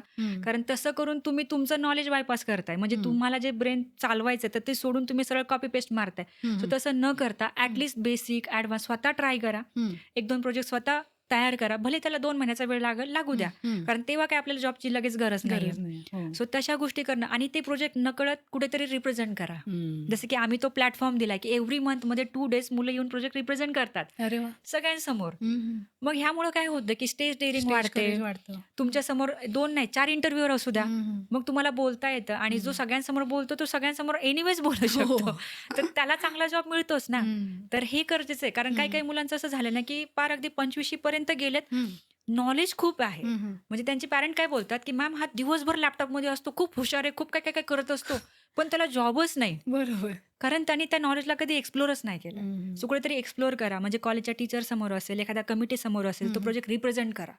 तुमच्या आयडियाज डिस्कस करा आणि त्यानंतर मग तुम्ही नेक्स्ट लेवलला जाऊ शकाल. नाहीतर तुम्ही काहीतरी करताय पण समोरच्या जग 10 पटीने पुढे गेलंय हे तुम्हाला नंतर कळेल. सो त्यामुळे फर्स्ट इयर पासूनच थोडंसं अपग्रेडेशन केलं पाहिजे, जेणेकरून लास्ट इयरच्या सर्कसमध्ये किंवा रेसमध्ये आपण थोडंसं सर्व्हाइव्ह करू शकू. असं एखाद्या विद्यार्थ्याने कोडिंग शिकायला सुरुवात केली तर त्याला बेसिक लॉजिक डेव्हलप होण्यासाठी साधारण किती वेळ लागतो? 21 डेज. कुठली भाषा किंवा कुठली नवीन टेक्नॉलॉजी शिकायला 21 डेजचा वेळ लागतो. कारण की बऱ्याच मुलांचं असं होतं की मी आज क्लास लावला आणि 2 दिवसात मला समजायला पाहिजे. मुळातच चुकीचं आहे. कारण बघू ना, म्हणजे आपण बघू शकतो ना की जसं की आपल्याला इंग्लिश भाषा शिकायची, लँग्वेज शिकायची, आपण ए फॉर ॲपल शिकतो. दुसऱ्या दिवशी ए फॉर ॲपल नंतर बी फॉर बॉल शिकतो. पहिला बाराखडी शिकतो, आपण लगेच नंतर शब्द शिकतो. आपण लगेचच A to Z शब्द बनवत नाही. कारण आधी वर्ड, मग शब्द आणि मग सेंटेन्स हा सिक्वेन्स आहे. तसंच IT मध्ये सुद्धा कुठल्याही भाषेला शिकण्यासाठी पहिले तर त्याचे सगळे एलिमेंट्स आहेत छोटे छोटे आणि त्यानंतर प्रोजेक्ट येतो. सो त्यामुळे कुठलीही गोष्ट समजून त्याचं अप्लिकेशन करण्यासाठी 21 डेजचा वेळ स्वतःला दिला पाहिजे. काही मुलं काय करतात की खूप आपले इंटरव्ह्यूज वगैरे बघून त्यांना लाखोंची चर्चा ऐकून खूप भारी वाटतं आणि ते लगेच जम्प ऑन करतात की नाही मला IT मध्ये यायचं. पण ज्यावेळेस ते येतात ना तर त्यावेळेस सगळं काही इमॅजिनरी आहे. म्हणजे समोर लॅपटॉप आहे, ट्रेनर शिकवतात आहेत, कोडिंग आहे, व्हेरिएबल डेटा टाईप सगळं काय, पण सगळं काही इमॅजिन करायचं. कारण ही काही मेकॅनिकल किंवा सिव्हिल इंडस्ट्री नाहीये की तुम्हाला समोर दिसेल एखादा शाफ्ट दिसेल, एखादा व्हील दिसेल, असं काहीच नाहीये. हे सगळं इमॅजिनरी की तुम्हाला एखादा प्रोजेक्ट बनवायचा आहे, क्रिएट करायचा आहे. तर ते इमॅजिनेशनला जायलाच काही मुलांना वेळ लागतो किंवा त्यांना ते इमॅजिनेशनमध्ये सुरुवातीला जाताच येत नाही. त्यामुळे काही मुलं असे पण आहेत की 2 दिवस क्लास करून गायब होतात. आपल्या बसचं नाही बाबा ते IT. मग मला हे म्हणायचंय मॅम बापरे. की जर तुमच्या टाईप ऊन वारा पावसात जर 8-10 तास काम करायचं असेल तर तुम्ही नक्की रिटर्न जा. पण जर तुम्हाला माहिती आहे की जर तुम्ही शेती नाही करू शकत, तुमचा तो टाईप नाहीये, तर तुम्ही मग मेहनतच घ्या. गपचूप 21 दिवस द्या. कारण त्याशिवाय नाही होऊ शकत. अगदी खरं. खरं तर रेझ्यूम ही जॉब मिळवण्याची पहिली पायरी असते. तर फ्रेशर्सनी आपला रिझ्यूम एक्झॅक्टली कसा बनवावा? सिंगल पेजचा पहिला तर असावा. कारण जर फ्रेशरकडे अनुभवच नाहीये तर 2 पेज बनवून करणार काय? बरोबर आहे. दुसरी गोष्ट, त्या रिझ्यूमेमध्ये जे प्रोजेक्ट्स मेन्शन केलेत तर ते प्रोजेक्ट रिलेव्हंट पाहिजेत. म्हणजे फॉर एक्झाम्पल जर तुम्ही रेझ्युमे बनवलाय डेटा सायंटिस्ट ह्या जॉबसाठी तर डेटा सायन्स रिलेटेडच प्रोजेक्ट्स खाली पाहिजेत आणि त्या रिलेटेड स्किल सेट पाहिजे. पण फ्रेशर जनरली काय मिस्टेक करतात की त्या रेझ्युमेमध्ये सगळ्या टेक्नॉलॉजी मिक्स करतात. म्हणजे जसं मी त्याला भेळच म्हणते की C++, जावा, पायथन, डेटा सायन्स, जनरेटिव्ह इतकं सगळं टाकतात. आयडियली जो मुलगा ह्या वर्षीचा पास आउट आहे त्याला एवढं सगळं येऊच शकत नाही. हा सरळ सरळ मेसेज आहे. त्याच्यामुळे त्या कारणामुळे तो रिजेक्ट होतो. त्यामुळे तो स्पेशलायझेशन नुसार असावा की समजा डेटा सायन्ससाठीचा रेझ्युमे आहे तर त्याच्यामध्ये डेटा सायन्स रिलेटेडच गोष्टी पाहिजेत. मग ते कुठे कुठे पाहिजे, जसं की तुमचं पहिलं नाव असेल, मग डेजिग्नेशन असेल की डेटा सायंटिस्ट, त्यानंतर तुमचे कॉन्टॅक्ट डिटेल्स झाले. करिअर ऑब्जेक्टिव्ह मध्ये सुद्धा तेच असेल पुन्हा की I am very passionate data scientist having this skill set. त्यानंतर तुमचं एज्युकेशन येईल. टेक्निकल स्किल सेटमध्ये अगेन त्याच गोष्टी आल्या, पायथन आलं, AI/MLचे अल्गोरिदम्स आले, जनरेटिव्ह AI आलं, त्यानंतर AIचे वेगळे टूल्स असतील, त्यानंतर प्रोजेक्ट सुद्धा त्याच रिलेटेड असतील आणि मग एंड आला. आलं लक्षात? सो हे स्पेशलायझेशन नुसार पाहिजे, त्याशिवाय तो शॉर्टलिस्ट होणार नाही. काही वेळेस ATS सिस्टीमचा रँकिंग स्कोर पण डाऊन जातो का, कारण सगळं मिक्स केलेलं असतं. त्यामुळे मला काय म्हणायचं की इव्हन दो तुम्हाला खूप नॉलेज आहे किंवा इव्हन दो तुम्ही सगळ्या ओपनिंगसाठी ओपन आहात, पण कंपनी तसं नाही ना घेत तुम्हाला. कारण कंपनीला स्पेशलायझेशन वाला पाहिजे. त्याला आज कोणीतरी डेटा सायन्समध्ये काम करणारा पाहिजे किंवा त्यांना आज कोणीतरी डेव्हलपमेंटमध्ये करणारा पाहिजे. तर त्यामुळे त्या स्पेशलायझेशन नुसार म्हणजे त्यांच्या गरजेनुसार आपण रेझ्युमे बनवून दिला पाहिजे. अगदी बरोबर. त्यामुळे एव्हरी जॉब अप्लिकेशनसाठी आपला रेझ्युमे बदलून पुढे सेंड केला पाहिजे. आपण लग्नपत्रिकेसारखं काय करतो, एकदा बनवतो, आयुष्यभर तोच अप्लाय करत बसतो आणि विचार करतो की यार मला कसे काही कॉल नाही येत. आणि हा कुठेतरी ड्रॉबॅक आहे. 1+ इयर, 2+ इयर एक्सपिरियन्स असणाऱ्या कॅन्डिडेटचा तो रिझ्यूम एक्झॅक्टली आहे तसा कॉपी केला जातो. म्हणजे सगळे स्किल सेट जे असतात, आहेत तसे कॉपी पेस्ट केले जातात. बरोबर, तुम्हाला बरोबर, येवो किंवा न येवो, पण हे बरोबर. करणं चुकीचं आहे. एकदम चुकीचं आहे कारण की हं, कसं आहे तुम्ही मग स्क्रिप्टेड आहात, की हं. तुम्ही कोणाचं तरी कॉपी केलं आणि मग तुम्हाला काहीच येत नाही. सो मग बरोबर. त्यामुळे तो इंटरव्ह्यू तर फारच बाउन्स होतो. म्हणजे टेक्निकली तर खूप पुअर आहे असं इम्प्रेशन जातं. तर असं हं, इम्प्रेशन न देता हं. थोडंसं एक 4-5 जी-डी बघणं गरजेचं आहे, की हो. आज जर तुम्हाला स्पेसिफिक त्या कंपनीसाठी अर्ज करायचा आहे, हं, हं. तर त्या रिलेटेड तुमच्या रेझ्युमीमध्ये काय-काय असलं पाहिजे. म्हणजे 1-2 तास तरी वेळ दिला पाहिजे रेझ्युमे बनवायला एव्हरी टाईम. हं, हं. प्रत्येक आणि रेफरन्स घेताना सुद्धा ती लक्षात गोष्ट घेतली पाहिजे, की आज मला माझ्या फ्रेंडने रेफरन्स दिलाय. हं. तर त्या फ्रेंडला पहिला हा प्रश्न विचारला पाहिजे, की तिथं रोल काय असणार आहे? हं, तिथं हं. स्किल सेट काय असणार आहे? मी काय तयारी करू? हं, ना हं. की हा रेफरन्स, की बाबा हा मित्र आहे, माझं काम होईल, असं नाहीये. हं. सो त्यामुळे रिझ्युमे सिंगल पेजचा असावा. हं. तो स्पेशलायझेशन प्रमाणे असावा आणि महत्त्वाची गोष्ट ते अपडेटेड असावं. म्हणजे समजा जे काही तुम्ही त्याच्यात लिहिताय, हं. तर ते नॉलेज आजच्या डेटनुसार अप टू डेट पाहिजे. नाहीतर तुम्ही केले एम-एस-सी-आय-टी 2012ला आणि तुम्ही आत्ता लिहिताय, हो. तर समोरचं तुम्हाला घ्यायला बसलेला नाहीये. आता ते हं. व्हॅलिडच नाही आय-टी जॉबमध्ये. हो ना. सो जे स्किल सेट आत्ता सध्याच्या ओपनिंगमध्ये पाहिजेत, हं, हं. तेच त्याच्यामध्ये ॲड करून पाहिजेत असं. खरं अजून एक महत्त्वाचा मुद्दा म्हणजे कंपनीची काय रिक्वायरमेंट आहे, हं, हं, ती हं. सुद्धा बघणं विद्यार्थ्यांचं काम आहे. बरोबर. त्याबद्दल मॅडम तुम्ही काय सांगाल? तेच बघितलं पाहिजे हं. कारण की जर कंपनीबद्दल तुम्हाला 10 गोष्टी जर माहिती हं. आहेत, तर तुम्ही त्या कंपनीबद्दल खूप पॅशनेट आहे, हो. असं इम्प्रेशन जातं आणि हं. कुणाला नाही आवडणार. हं. कंपन्या भिंतींच्या नाही बनत, कंपन्या हं. लोकांच्या बनतात हं. आणि लोकांना लोकांची तारीफ करायला हं. आवडते. हो. किंवा करून घेतलेली पण आवडते, हं. की समजा आता जस्ट इमॅजिन की एखादी कंपनी आहे पर्सिस्टंट, हं, हं. त्यांच्या एचआर सोबत तुमचा इंटरव्ह्यू चालू आहे हं. आणि जर तुम्ही पर्सिस्टंटबद्दल 10 गोष्टी जर त्या एचआरला सांगता, तर त्यांना ऐकायला आवडेल, करेक्ट. की yes he knows everything about my company. हं. सो तुम्ही जर त्या कंपनीबद्दल पॅशनेट आहात, तर तुम्ही कामाबद्दल किती पॅशनेट असणार? हं. हे पॉझिटिव्ह इम्प्रेशन जातं. त्यामुळं हं. त्या कंपनीच्या जेडीबद्दल, त्यांच्या कल्चरबद्दल सगळं माहिती पाहिजे. हं. आणि असं. इंटरव्ह्यूअरला एक प्रकारे कळतं, की बाबा आपल्या कंपनीमध्ये ज्या काही गोष्टी घडतायत, त्याबद्दल त्या कॅन्डिडेटला थोडंफार नॉलेज आहे, हं. इंटरेस्ट आहे. त्यामुळे तो इंटरव्ह्यूअर पण इंटरेस्टिंग वेनी तो त्या गोष्टी जाणून घ्यायला त्याला पण आवडतं आणि एक्झॅक्टली. ते ते पण इंटरेस्ट दाखवतात. एक्झॅक्टली हं. आणि तोच तर मोटिव्ह आहे ना, हं. की आज मार्केटमध्ये एवढ्या कंपन्या आहे, मग तुम्हाला माझीच कंपनी का जॉइन करायची आहे? करेक्ट. या क्वेश्चनचं बेस्ट आन्सर तेच आहे, की जर तेच आहे. आपण रिसर्च केलं तर आपण ते सांगितलं पाहिजे प्रॉपर वेनी, की बरोबर. Yes I am passionate about your company, हेच मी एवढा रिसर्च केलाय. हं. असं त्यामुळे थोडाफार कंपनीबद्दल R&D करून जा. केलंच पाहिजे. खरं आता corona gap, MPSC, UPSC dropout students, career gap किंवा हाऊसवाईफ्स यांच्या सर्वांसाठी आय-टीमध्ये खरंच जॉब अपॉर्च्युनिटीज आहेत का? हे बघा, आय-टीच एक असं फील्ड आहे, की हं. ज्याच्यामध्ये नॉन टेक्निकलच जास्त आहेत. हं. जेवढं मी जवळून ऑब्झर्व्ह केलंय. हं. त्याचं मेन रिझन हे आहे, की आय-टीमध्ये स्किल सेटला जास्त व्हॅल्यू आहे. बरोबर. कारण जर तुम्हाला ते काम जमतंय, जर तुमच्यामध्ये तो स्किल सेट आहे, तर ते का नाही घेणार? हं. सो अशा बऱ्याच साऱ्या कंपन्या आहेत, की ज्या बॅकग्राऊंड किंवा क्रायटेरिया नाही बघत. हं. सो त्याचं बेस्ट एक्झाम्पल आहे आत्ता आमची लेटेस्ट जी मुलगी प्लेस झाली, हं. श्रुतिका म्हणून. तर त्यांचं इयर ऑफ पासआउट 2018 आहे. अच्छा. इंजिनिअरिंग इन सिव्हिल आहे. अरे बापरे! तरी पण आय-टीमध्ये डेटा सायन्ससाठी प्लेसमेंट झाले हं, अप टू हं. 4 लाखच्या पॅकेजवरती. अरे वाह! एस-बी रोडला ती कंपनी. ग्रेट. मग हे का झालं? कारण की हं. त्या कंपनीचा एक सिंपलसा क्रायटेरिया हा आहे, हं. की तुम्हाला ते नॉलेज आहे का? हं. जर तुम्हाला ते नॉलेज असेल तर दे आर रेडी. मग त्यांची इंटरव्ह्यूची स्क्रीनिंगच तशी आहे, हं. की तुम्हाला डेटा सायन्समध्ये जर आम्ही हायर करतोय, तर हं. डेटा सायन्स रिलेटेड सगळं माहिती पाहिजे. हं. मग त्यामध्ये काय माहिती पाहिजे, हं. की ते CNN नेटवर्क्स येतात का? किंवा त्याच्यामध्ये नंतर मशीन लर्निंगबद्दल तुम्हाला आयडिया आहे का? हं. पायथॉनमधल्या लायब्ररीज कुठल्या-कुठल्या वापरल्यात तुम्ही? हं. काय लेव्हलनी वापरताय? हो. ते सगळं तुम्हाला माहिती आहे का? किंवा हं. पायथॉनचं जे काही कोडिंग आहे, ते तुम्ही हं. काय लेव्हलपर्यंत प्रोजेक्ट्स बनवलेत? हं. हे सगळं ते विचारतात. सो ज्या व्यक्तीला त्या गोष्टी माहिती आहेत, त्या लेव्हलचं ते हायरिंग आय-टीमध्ये अजूनही आहे हं. आणि वुमन्ससाठी तर भरपूर अपॉर्च्युनिटीज आहेत. हं. फक्त वुमन्सला सुद्धा थोडंसं फ्लेक्सिबल राहायला लागतं. हं. कारण ॲट द एंड कसं आहे, की जरी घरची जबाबदारी असेल, तरी जर हं. मला अर्न करायचे, तर थोडंसं ती जबाबदारी घरच्यांवरती सोपवायला सुद्धा पाहिजे, की नाही हं. चला माझ्या घरातले मेंबर्स आहेत, तर ते थोडंसं माझ्या मुलाकडे लक्ष देतील, तर मग मी हं. आता बाहेर पडू. म्हणजे मुलं पण ॲटलीस्ट तेवढे मोठे पाहिजेत, की घरची जबाबदारी घेतील आणि हो. मग त्या बाहेर. कारण बऱ्याच वेळा कसं होतं, की काय-काय मुली उत्साहाने म्हणजे मी स्पष्टच बोलते जरा, हं. उत्साहाने आय-टी क्लासेस करतात मात्र खरं. हं. पण नंतर मग घरच्यांचं असं आहे, घरच्यांचं तसं आहे. मग हं. यामुळं थोडंसं ते सेट म्हणजे परत रिटर्न जातात. बॅकफूटला जातात. हं. यू-टर्न घेतात त्या. हं. सो माझं असं म्हणणं आहे, की जर तुम्ही आज कमवताय किंवा हं. जर तुमच्या फॅमिलीसाठी जर तुम्ही अर्निंग सोर्स बनताय, तर ऑब्व्हियसली सगळ्यांचाच फायदा आहे ना हो. त्याच्यामध्ये. सो थोडंसं स्ट्रगल, सॅक्रिफाईस प्रत्येकाला करायला लागतं आणि हं. जगात अशी कुठलीच व्यक्ती नाहीये, की जी विदाऊट म्हणजे रिझल्ट ती हे करते, अचीव्ह करते कुठली हं. गोष्ट. सो जोपर्यंत तुमचा पहिला पगार जात नाही ना, घरचे ॲक्सेप्ट नाही करणार. हो ना. ज्या दिवशी तुम्ही फर्स्ट सॅलरी द्याल, त्या दिवशी तुम्ही घरची राणी, तुम्ही क्वीन. भले तुम्ही कमी कमवा, बरोबर. पण ते तुमच्या हक्काचं आहे. हक्काचं आहे. पण जोपर्यंत हं. तुम्हाला मिळत नाही, तोपर्यंत हं. तुम्ही असं नका समजू, की मी हं. फक्त क्लासला ॲडमिशन घेतलं, हं, हं. म्हणजे लगेच मला घरच्यांनी चहाचा कप हातात द्यावा, हो. असं हे नाही होणार. चुकीचं आहे. हे चुकीचं आहे. कारण हं. कुठेतरी ना स्वतःला काहीतरी घडवायचं असेल हं. किंवा ॲटलीस्ट आपल्या मुलांच्या नजरेमध्ये आपल्याला एक चांगलं कर्तबगार स्त्री बनून जर जायचं असेल ना समोर, हं, हं. तर थोडेसे एफर्ट्स आपण टाकले पाहिजेत. हो. विदाऊट एफर्ट्स आपण एक्स्पेक्टेशन नाही ठेवू शकत सपोर्टचं. हं.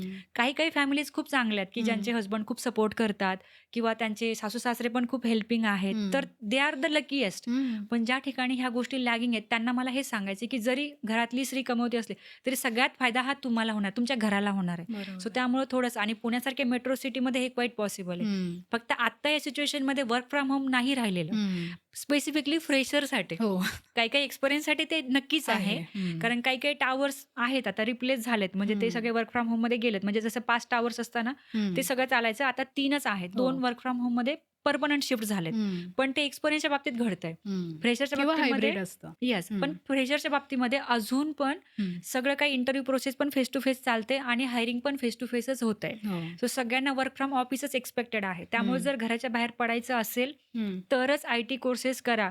आणि हं. महत्त्वाची गोष्ट की प्रोफेशनल कमिटमेंट पण फार महत्त्वाची आहे. हं. की आज आपल्याला एखादी कंपनी चान्स देतीये, हं. म्हणून मग लगेच फॅमिली प्रॉब्लेममुळं ती कमिटमेंट ब्रेक करून लगेच हं. बाबा मला प्रॉब्लेम झाला, हं. तर एखाद्या कंपनीची एफर्ट किंवा मेहनत पण व्हायला नाही गेली पाहिजे. हो ना. कारण ह्या गोष्टी रोजच घडताना मी बघते. हं. असं. जर एखादी व्यक्ती दुसऱ्या फील्डमध्ये जवळपास 7-8 वर्षापासून काम करतेय, पण त्या व्यक्तीला मनासारखी सॅलरी ग्रोथ मिळत नसेल, तर त्यांनी आय-टीमध्ये स्विच करावं का?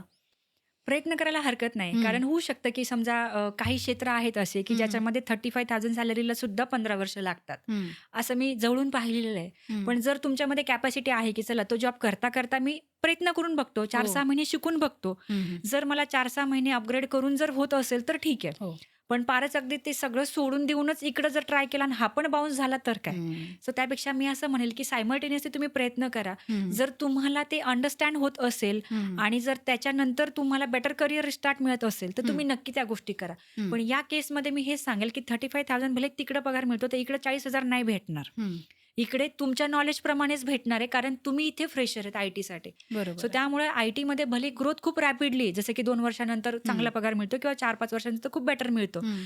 पण त्या सॅलरी ग्रोथसाठी सुद्धा अपग्रेडच करत राहायला लागतं. हो. म्हणजे पुन्हा शिकायला लागतं. नवीन स्किल अपडेट करावंच लागतं. येस. त्यामुळे जर अपग्रेड करायची जर इच्छाशक्ती आहे आणि जर वेळ काढता येत असेल, तर नक्की हा ट्राय करायला हरकत नाही. हं. आता वर्किंग प्रोफेशनल्स किंवा हाऊसवाईफ्स जर आय-टी जॉबसाठी प्रिपेअर करत असतील, तर त्यांनी स्टडीसाठी किती वेळ देणं गरजेचं आहे? याच्यामध्ये ना एक 3-4 तास हं, हं. दिला पाहिजे. हं. पण डिपेंड करतं, की समजा एखाद्याचा शॉर्ट टर्म कोर्स आहे, हं. AWS किंवा डेटा अनालिस्ट त्यांनी 2-4 तास दिले तरी ठीक आहे. हं. पण हां, जर तुम्हाला data science with the generative AI करायचं ज्याच्यामध्ये हं. तुम्हाला हायेस्ट अर्निंग पॅकेज पाहिजे, 9-10 तासाशिवाय पर्याय नाही. हो. कारण आमची जी मुलीचं एक्झाम्पल मी दिलं होतं, हं, हं. श्रुतिका. हो.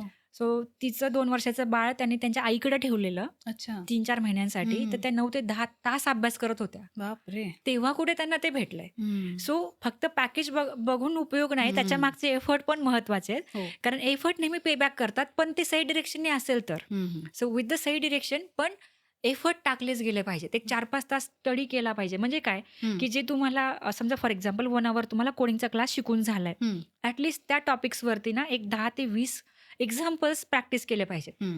आपल्याला आपण एकदा ना एक्झाम्पल घेऊया. समजा आपण हो. 12वीला असताना ना आपल्याला गणित ना थोडंसं मॅथ्स हार्ड जातं. ठीक हं, आहे. हं. आपण काय करतो, हं. की एखाद्या इक्वेशनवरती किंवा एखाद्या ह्याच्यावरती आपण मल्टिपल एक्झाम्पल सॉल्व्ह करतो, हो. जेणेकरून आपल्याला ते सोपं वाटतं. सोपं वाटतं. हो. कारण पुन्हा हाताखालून जातं. हं. तसंच आहे, हं. की आय-टीमध्ये एखादा टॉपिक जर शिकून झाला, तर त्याच्यावरती मल्टिपल एक्झाम्पल्स आपण जेव्हा सॉल्व्ह करतो ना, हं, हं. तर त्यावेळेस आपल्याला ते फार इझी वाटायला लागतं. हं. आणि यामुळे आपलं स्पीड आणि ॲक्युरसी हे दोन्ही वाढतं. करेक्ट. म्हणजे इंटरव्ह्यूला कळायला फार कमी वेळ लागतो, की ह्यांनी प्रॅक्टिस केलेली आहे. हं. ज्या मुलांची प्रॅक्टिस नसते ना, तर हं. त्यांना कीबोर्डचे कीज शोधायला लागतात हं. आणि याच्यावरून कळतं, की अरे ह्याची प्रॅक्टिस नाही झाली. हं. So never give that chance to जज एनीवन. करेक्ट.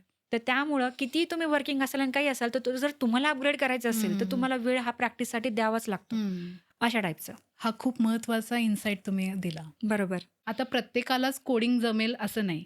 तर अशा विद्यार्थ्यांसाठी अल्टरनेटिव्ह करियर ऑप्शन्स कोणते? आता कसं आहे आय-टीमध्ये यायचे पण कोडिंग नाही करायचं. हं. असे पण खूप इन्क्वायरीज असतात हो आमच्याकडं. ना. तर यामध्ये ना क्लाउडचे भरपूर ऑप्शन्स आहेत. हं, हं. AWS क्लाउड असेल, Azure असेल. हं, हं. तर मग याच्यामध्ये कसं असतं ना, की एक आपण नेटवर्किंग म्हणा किंवा याच्यामध्ये AWSच्या सर्व्हिसेस ज्या असतील, जे स्टँडर्ड डिझाइन झालंय हो, क्लाउड, हो. तर त्यावरती वर्क असतं. त्याच्यामध्ये डायरेक्ट कोडिंग नसतं. हं, सो अशा टाईपचे कोर्सेस बरेच मुलं करतात. तर हं, त्याच्यामध्ये होऊ शकतं किंवा हं. समजा पॉवर BI आहे, हे बेस्ट सॉफ्टवेअर आहे, हो. ज्याच्यामध्ये डेटा अनालिसिस करता येतं. हं, हं. मल्टिपल टाईपचा डेटाबेस इम्पोर्ट करून. हं. तर मग अशा पण भरपूर सगळ्या गोष्टी आहेत, की ज्याच्यामध्ये काम करता येतं. येतं. हं. मॅटर हे करत नाही, की बाबा हं. तुम्ही कोडिंगच केलं पाहिजे. हं, हं. हां, पण कोडिंग येत असेल तर तुम्ही मल्टीटास्क करत ऑब्व्हियसली पगार जास्त आहे. हं. पण जर तुम्हाला आय-टीमध्ये जर कोडिंगच नाही करायचं, तर हं. क्लाउडला तुम्ही जा हं. किंवा मार्केट रिसर्चला पण जाऊ शकतात. तो हं. पण बेस्ट ऑप्शन आहे. अच्छा. त्यानंतर पॉवर BIमध्ये मल्टिपल टूल्स आहेत, जसं हं. टॅब्लू आहे हं, हं. किंवा आपण त्याच्यामध्ये पॉवर BI म्हणतो किंवा त्यानंतर एक्सेल आहे. हं. एक्सेलवरती पण अजून 60% इंडस्ट्रीत तेच काम चालतं. हं. तर असे मल्टिपल ऑप्शन्स आहेत. पण हं. ह्याचा अर्थ हा नाही होत, की तुम्ही फक्त त्याच्यावरतीच लाईफटाईम काम करा. हो. म्हणजे तुम्ही सुरुवात करा, की चला तुम्हाला डिफिकल्ट वाटतंय. हं, हं. पण जसं-जसं तुम्ही 6 मंथ्स, 8 मंथ्स, 10 हं. मंथ्स जसं तुम्ही इंडस्ट्रीत काम कराल, तेव्हा तुमच्या लक्षात येऊन जाईल, की अरे हं. नाही, थोडंसं कोडिंग आलं पाहिजे किंवा ज्याला येतं त्याला बघा जास्त पगार मिळतो. कारण हो. एक मोमेंट असा येतो, की पैसाच पैशाचं काम करतो. करतो. सो हं. त्यामुळं जरी सुरुवातीला भीती वाटली, तरी हं. पण ज्यावेळेस तुम्ही इंडस्ट्रीमध्ये एंट्री घ्याल, हं, त्यावेळेस हं. तुम्हाला जेव्हा तुमच्या सीनियर्सकडून किंवा टीमकडून बघायला मिळेल, की हं. नाही बाबा ह्याच्यामध्ये ही जर आपण अजून ॲड ऑन केलं, तर मला हं. तर ते त्यावेळेस अपग्रेडसुद्धा केलं पाहिजे. हं. एंट्रीसाठी एवढं सफिशियंट आहे, हो. की चला ठीक आहे यार, मी क्लाउड AWS शिकलो, मला हं. एंट्री मिळाली. पण त्याच्यावरती थांबायचं नाही. हं, हं. त्याचं जे पुढचा रोड मॅप आहे, जसं की AWS क्लाउडसाठी DevOps असू शकतं हं.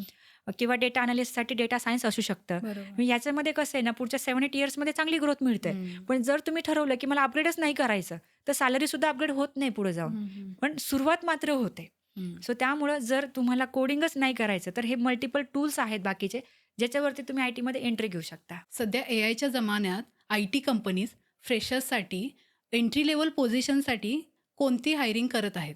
ओके. आता बघा याच्यामध्ये कसं आहे, थोडा शिफ्ट जो आलाय, हं. आपण म्हणतो ना, की एआय आलं म्हणजे हं. नेमकं काय झालं? हं. तर त्याच्यामध्ये काही नवीन पोझिशनसुद्धा आल्यात, की हं. जसं की एआय इंजिनिअर असेल, ML इंजिनिअर असेल हं. किंवा प्रॉम्प्ट इंजिनिअरिंग असेल.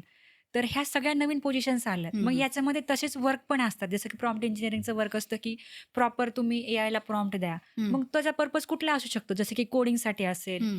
कंटेंट क्रिएशनसाठी असेल हं. किंवा एखाद्या इमेज क्रिएशनसाठी असेल. हं. पण जर तुम्ही प्रॉपर प्रॉम्प्ट दिली नाही, हो. तर तुम्हाला बरोबर आउटपुट येणार नाही आणि त्याच्यामुळे तुमचं एखादा क्लायंट लूज होऊ हं. शकतो. हं. तर यासाठी ह्या पोझिशन्स आल्यात हं. किंवा त्यानंतर मशीन लर्निंग आहे. मशीन लर्निंग म्हणजे काय? हं. की आता जसं आपण एक्झाम्पल घेऊयात, एखादा होम ऑटोमेशन सिस्टम आहे. हं. तर होम ऑटोमेशनमध्ये सुद्धा जरी तुम्ही किती बेस्ट डेव्हलपर असाल, तरी हं. तुम्ही ॲक्च्युअली काय प्रॉब्लेम सॉल्व्ह करताय, हं. म्हणजे डोमेस्टिक लाईफमधला, तर त्यामध्ये मशीन्स पण येऊ शकतात. तर मग तो तुम्ही कसा सॉल्व्ह करता? जसं फेस रिकग्निशन असेल, हं. थंब रिकग्निशन असेल, तर या सिस्टमसाठी मशीन लर्निंग अल्गोरिदम खूप बेस्ट वेने वर्क करतात. हो. मग ते अल्गोरिदम लिहिण्यासाठी स्पेशल काही पोझिशन्स असतात, ज्याच्यामध्ये हं. स्टॅटिस्टिक्स, डेटाबेस आणि तुमची प्रोग्रामिंग लँग्वेज हे तिन्ही पण बघितलं जातं. हं. तर अशा एंट्री लेव्हल पोझिशन्स आहेत. हं. त्यानंतर समजा आता एखाद्याला आय-टीमध्ये एंट्रीज घ्यायची आहे, हं. तर डेटा अनोटेशनसारखी एखादी बेसिक एंट्री लेव्हल पोझिशन आहे, ज्याला आहे. आपण डेटा सायन्सचं प्रिरिक्विजिट म्हणतो. हं. की चला ठीक आहे, तुम्हाला आत्ता डायरेक्ट प्रोजेक्टवरती काम नाही करता येत, पण त्या रिलेटेड जो काही डेटाबेस आहे आपल्याकडे त्या प्रोजेक्टचा, हं. तर त्या डेटाबेसवरती आपण डेली बेसिस काही काम करूया, जेणेकरून त्याच्यामध्ये एखाद्या इमेजचं प्रोसेसिंग असेल, एखाद्या व्हिडिओचं प्रोसेसिंग असेल किंवा जो काही डेटा आहे, जो टेक्स्ट, इमेज आणि व्हिडिओ या फॉर्मॅटमध्ये तो फीड केला जातो. हं. तर त्या डेटाचं प्रोसेसिंग असेल, तर अशा टाईपचे खूप कामं असतात. हं. तर या टाईपच्या पोझिशन फ्रेशरला मिळतात. ओके. सो बऱ्यापैकी फ्रेशरला पोझिशनबद्दल आयडियाच नाहीये. हं. स्पेसिफिकली जे 5 मेन मॉड्यूल्स आहेत, जे आम्ही बेसिकली जास्त टीचिंग करतो, त्याच्यामध्ये एक्सेल, पायथन, पॉवर BI आणि टॅब्लू हं. आणि SQL. तर या 5 मॉड्यूलमध्ये सुद्धा 13 पोझिशन्सवरती मुलं काम करू शकतात. हं. पण दुर्दैवाची गोष्ट ही आहे, की खूप सगळ्या मुलांना माहीतच माहिती नाहीये, नाही. की ही पण पोझिशन आहे. हं. कारण त्यांना जी गोष्ट माहीत नाहीये ना, ती नॉन टेक्निकल आहे असं त्यांना वाटतं. ओके. अच्छा. सो महत्त्वाचा मुद्दा काय आहे, की कुठलीही गोष्ट जगातली टेक्निकल किंवा नॉन टेक्निकल नाहीये. हं. त्या पोझिशनमध्ये तुम्ही काय व्हॅल्यू ॲड करताय समोरच्या कंपनीला हं. आणि त्या व्हॅल्यू ॲडिशन नंतर तुम्हाला काय इनपुट्स मिळतात हेच मॅटर करतं. हं. सो त्यामुळं मला स्पष्टपणे असं म्हणायचं आहे, की तुमच्या स्किल सेटवरती तुम्हाला जर ते काम मिळत असेल, तर ते योग्य आहे आणि ते हं, हं. केलं पाहिजे. हं. सो आपण असं म्हणता कामा नये, की नाही मला हेच पाहिजे आणि तेच पाहिजे. हं. हां, थोडाफार प्रिफरन्स चांगला, की जे हो. मला पायथॉनसारखी लँग्वेज पाहिजे. हं. अगदीच पार मॅन्युअल टेस्टिंगवरती काम असेल, तर ते आता डेप्रिकेट झाले. झालंच आहे. तर ते नाही केलं पाहिजे. तर ते सगळ्यांनाच कळतं. हं. पण त्यातले त्यात जर मला 6 महिन्याचा कोर्स करून पण जर सिंगल लाईनची कोडची लाईन येत नाही, हं, हं. तर मी ॲटलीस्ट डेटाबेसवरती किंवा एक्सेलवरती माझा प्रिफरन्स स्विच केलाच पाहिजे. हं. कारण जर असं वर्षभर मी जर वाट बघत बसलो, हो. की भारी ओपनिंग्ज आहेत, पण मलाच क्रॅक होत नाही, हं, हं. तर असंच वर्ष पण व्हायला जातं. सो हं. त्यामुळं मला काय म्हणायचंय, की फार बेस्ट पोझिशन क्रॅक करण्याच्या नादामध्ये वर्ष 2 वर्ष व्हायला घालवण्यापेक्षा हं. ॲटलीस्ट मिळेल त्याच्याने सुरुवात केली पाहिजे हो. आणि हळू अपग्रेड करून मग स्विच केलं पाहिजे. हं. याचं तुम्हाला एक बेस्ट एक्झाम्पल देते. माझा हं. एक स्टुडंट होता 2023ला. हं, हं. निरंजन नाव आहे त्या हं, मुलाचं. हं. तर तो ना आमच्या थ्रू XDBSमध्ये रिसर्च अनालिस्ट म्हणून प्लेस झाला. अच्छा. 8 महिने काम केलं. नंतर हं, हं. मुंबई लोकेशनला स्विच घेतलं. हं. मुंबई लोकेशनच्या डेटा अनालिस्ट पोझिशनसाठी ठीक हं, आहे. हं, हं. तिथे त्या मुलाने ना एक वर्षभर काम केलं हं, असेल. हं. तिथून त्याला काहीतरी हिंट मिळाली. हं. ऑब्व्हियसली सर्कल मिळतंच, हो, हो. की गव्हर्नमेंटमध्ये काहीतरी पोझिशन चालू आहे. तो हा अभ्यास केला तर गव्हर्नमेंटमध्ये तुझं होईल. अच्छा. तर हं, त्याचं हं. गव्हर्नमेंटमध्ये कुठेतरी चांगल्या पोझिशनला सिलेक्शन झालं. हो. आता ते खात्याचं नाव मला हं, आठवत हं. नाही ह्या हं, हं. मोमेंटला. हं, हं. 2 महिन्यापूर्वी त्याचा मेसेज आला, की मॅम माझ्या वाईफसाठी मला एसीपीचा कोर्स करायचा आहे. हं, हं. मी म्हटलं, "अरे कसं चाललंय?" तर म्हणे, हं. "खूप छान चाललंय तुमच्या गाईडन्समुळं." हं. तर मग मग मी त्याला विचारलं डिटेलमध्ये. तर हो. त्याने मला ही हिस्ट्री सांगितली. सांगितली. यू हं. नेव्हर नो, की तुम्ही कुठल्या ठिकाणावरून कुठेही पोहोचू शकता. बरोबर. जर कारण की पहिला जॉब आपल्याला नेहमी सर्कल देतो. हं. 4 चांगले फ्रेंड देतो आणि हो. तेच फ्रेंड आपल्याला पुढचा जॉब देतात. हं. पण जर आपण पहिल्या जॉबच्या चॉईसेसमध्ये जर वर्ष 2 वर्ष वायाला घालवलंय, हं. तर चांगलं सर्कल पण दूर निघून जातं. हं. सो अगदी माझं खरं आहे. तेच म्हणणं आहे, की एंट्री लेव्हल पोझिशनमध्ये हं. कमीपणा वाटून उपयोगाचंच नाहीये. हं. मोठेपणा हा पाहिजे, की मला काहीतरी मिळालं मिळालं. आणि मी सुरुवात केली हं. असं. हा खूपच छान मुद्दा तुम्ही आज सांगितला. येस. डिग्री व्यतिरिक्त आय-टी कंपनीज विद्यार्थ्यांकडून कोणते स्किल्स आणि क्वालिटीज एक्सपेक्ट करतात? डिग्री व्यतिरिक्त कॉन्फिडंट इंग्लिश कम्युनिकेशन असेल हे हं, आहे हं. किंवा फास्ट प्रॉब्लेम सॉल्व्हिंग स्किल म्हणजे हं. ज्याला आपण ॲप्टिट्यूड म्हणतो, की जसं मी म्हटलं ना मगाशी, की 50 प्रश्न 20 मिनिटात सॉल्व्ह झाले पाहिजे. हो. मग हे कधी? हं. की स्पीड आणि ॲक्युरसी तेव्हा येते प्रॅक्टिसने येते. त्यानंतर कोडिंग स्किल बेसिक कॉन्सेप्ट एकदम स्ट्राँग पाहिजे. म्हणजे हं. झोपेतून उठलं तरी उप्स कन्सेप्ट सांगताच यायला पाहिजे. खरं आहे. कलेक्शन आणि बाकीचे फ्रेमवर्क तर नंतर आले. हं. तर या गोष्टी पाहिजेत. त्यानंतर एचआर रिलेटेड स्किल, हं. की एचआरने विचारलं, "बाबा जॉइन कधी करतो?" तर हा हो. म्हणतोय, "नाही यात्रा झाल्यावर जॉइन करतो." हो. हे उत्तर उपयोगाचं नाहीये ना. हो ना. आज मला जॉबची गरज आहे, मी इमिडिएट जॉइनर सर तुम्ही सांगा. कारण हं. एचआरला माहिती आहे, की तुम्ही फ्रेशर आहे, तुम्ही फ्री आहे, तुम्ही कधी जॉइन करू करू शकता. शकता. सो हा क्वेशन रेजच नाही व्हायला पाहिजे, की हं. मी कधी जॉइन करायचं. हं. तर हे बेसिक स्किल आहेत, की हं. ज्याच्यामध्ये एचआर रिलेटेड असतात, कोडिंग रिलेटेड स्किल आहेत, ॲप्टिट्यूड रिलेटेड आहेत, हं, हं. कम्युनिकेशन रिलेटेड स्किल आहेत. हे 4 स्किल प्रॉपरच पाहिजेत. त्याशिवाय आयटी जॉब नाही मिळत. बरोबर आहे. असं. गावाकडील विद्यार्थ्यांना जर आय-टी फील्डमध्ये जॉब करायचा असेल, तर त्यांनी कोणत्या 5 प्रॅक्टिकल स्टेप्स फॉलो केल्या पाहिजे? पहिलं तर मी गावाकडचा आहे हं. आणि मला तो प्लॅटफॉर्मच नाही मिळाला. हं. तर हा जो डोक्यातला जो भ्रम आहे ना, तो काढला पाहिजे. हं. गाव, शहर याच्यात काहीच अंतर नाहीये. जर माझी इच्छा आहे करायची तर. हं. इच्छा फार महत्वाची आहे. आज बरोबर. आपण बघतो ना, की एन्थुसियाझम मॅटर करतं. हं. ज्याला खूप. खरंच काम करायचंय ना, हो. तो कुठून पण येतो. हो ना. मी पण गावाकडची आहे. हं. मी पण जिल्हा परिषद शाळेत शिकलेली विद्यार्थिनी हं. आहे. पण मग मी असं नाही ना म्हटलं, की नाही यार मी नाही गाव सोडणार. हं. ज्याला प्रगती करायची त्याने गाव सोडला पाहिजे. ॲटलीस्ट हं. 200 किलोमीटर तरी लांब गेला पाहिजे. हो, हो. कारण त्याशिवाय आपली ग्रोथ नाही. कारण प्लॅटफॉर्म तिथे नाहीये. हं. प्लॅटफॉर्म शहरामध्ये असतो. हं.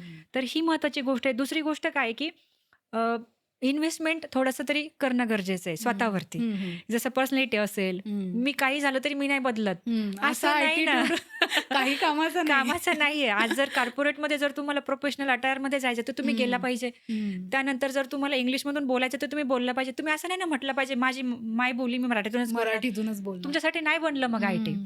तर हे जे काही मिथ आहेत ना डोक्यामध्ये हे काढले पाहिजेत. हं. आणि महत्त्वाचा मुद्दा काय की जर तुमच्यामध्ये खरंच नॉलेज आहे ना, तर ते तुमच्या इंटरव्ह्यू थ्रू रिप्रेझेंट करताच आलं पाहिजे. आलं पाहिजे. तिथे हे हं. बॅरियरच नको की मी गावाकडचं आहे आणि मला येत नाही. हं. गाव शहर कधीच मॅटर करत नाही जर स्किल तुमचं प्रॉपर असेल तर. हं.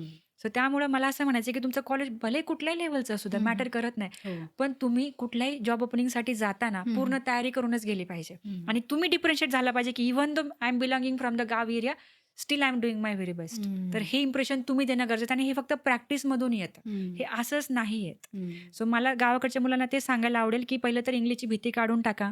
कॉन्फिडंट राहा आणि आपल्या पुण्यामध्ये तरी काय मॅडम, पुण्यामध्ये 60-70% लोकं तर गावाकडूनच आलेले आहेत. हो. असे इथले पुणेकर जे आहेत तर ते फार खूप आहेत कमी असं आहेत. पण नाहीयेत, खूप हं, कमी आहेत. हं. आपण बघतो ना गाड्यांवरच्या नंबर प्लेट्स. तर असंच आहे. म्हणजे हो. प्रत्येकजण येतो शहरांमध्ये काहीतरी आशा घेऊन येतो, तो बनतो, डेव्हलप होतो. हं, पण मग मी गावाकडचा म्हणून ती भीती ठेवण्यापेक्षा थोडंसं कॉन्फिडंट जर राहिलो आपण, हं. तर नक्कीच आपल्या करिअरचं काहीतरी स्वप्न पूर्ण होऊच शकतं. हो. आणि तुम्हाला एक प्लॅटफॉर्म मिळालाय, तर एक्झॅक्टली. त्याचा पुरेपूर वापर करून घ्या. बरोबर, बरोबर. हं. केलाच पाहिजे. केलाच पाहिजे. मॅडम, जर आज एखादा विद्यार्थी कन्फ्यूज असेल, त्याचा आत्मविश्वास कमी असेल, त्याला जर करिअरबद्दल संभ्रम असेल, तर त्याने सुरुवातीला कोणती स्टेप घ्यावी? पहिलं तर ना निगेटिव्ह सर्कलमध्ये थांबू नये. हं, कारण की काही-काही मुलं नैराश्यात जातात त्याचं कारण त्यांचं सर्कल असतं, हं, की त्यांना सतत बोललेलं असतं, की "अरे तुझं काही होऊ नाही शकत." हं, सो ते सर्कल थोडंसं सोडणं गरजेचं आहे. कारण की हं. आपण कसं आहे ना, आपण आपल्या सर्कलपासूनच बनत असतो. हो. आणि हे सगळं करत असताना थोडंसं निगेटिव्ह इम्पॅक्ट होणं फार गरजेचं आहे. हं, आज एखाद्या व्यक्तीला दिवसभर जर कोणी बोलत असेल ना, की तुझं काही होऊ शकत नाही, होऊ हं, शकत नाही. हं. एक दिवस त्याला वाटल्याशिवाय राहत नाही, की माझं खरंच काही होऊ होऊ नाही शकत. शकत नाही. सो त्यापेक्षा बरोबर. ते ड्रॉप करणं गरजेचं आहे. हं, जे लोकं पॉझिटिव्ह वाइब्स देतात, पॉझिटिव्ह हं, थॉट देतात, हं, त्यांच्यामध्ये जाणं गरजेचं आहे. हं. असे काही फ्रेंड की जे तुम्हाला मोटिव्हेट करतात, तिथं जा. ते गरजेचं आहे. एखादा एन्करेज काउन्सिलर करतात. जसं की आम्ही काउन्सिलिंगचं खूप काम हं, करत असतो. माझी हं. पूर्ण टीम आहे काउन्सिलिंगची.